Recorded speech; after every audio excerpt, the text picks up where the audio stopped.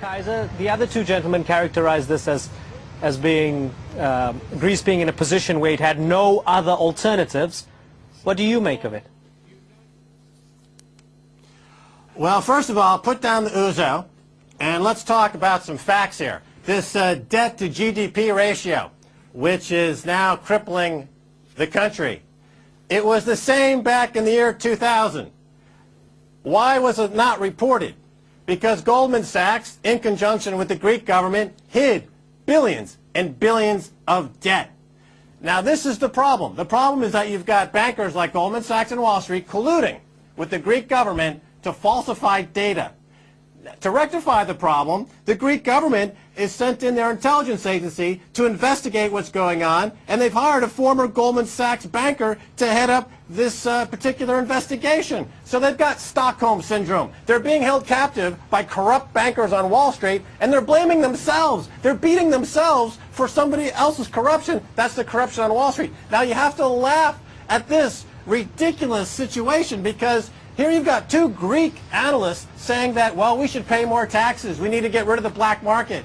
And yet Goldman Sachs, who advised them on this corruption last year, paid less than 1% in taxes. Goldman Sachs doesn't pay any taxes. So to finance Goldman Sachs Christmas bonuses, you're going to ask the Greek people to pay more taxes? Do the Greek people get compensated from Goldman Sachs? Do they own stock in Goldman Sachs? This is absurd. Why are you selling your countrymen down the road? And to say there's no alternative is false. There's insurrection is a possibility. Why not get rid of this government? They're totally corrupt. Okay, let's get a response from Mr. Svakianakis. That's a good point from Max Keiser. Greece masked some of its debt in a currency swap deal with the investment firm, the giant Goldman Sachs, which has been in the news a lot in recent months. The Greek people have nothing to do with Goldman Sachs. Why should they suffer?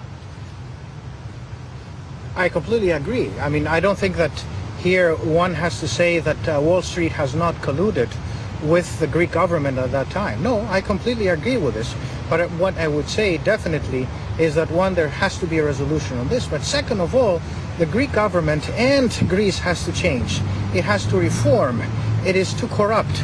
It is not transparent. Very few people pay taxes. These are structural adjustments that have to take place, and they have been there for the past 50 years. I'm not saying that this is wrong, but at the same time, I think that there has to be a need that the House has to be reordered. So definitely Wall Street has a say in this, and somebody has to take this to court. But at the same time, I do not think that Greece cannot stay like this. They have to change and reform, and they do not have another chance. This is their chance.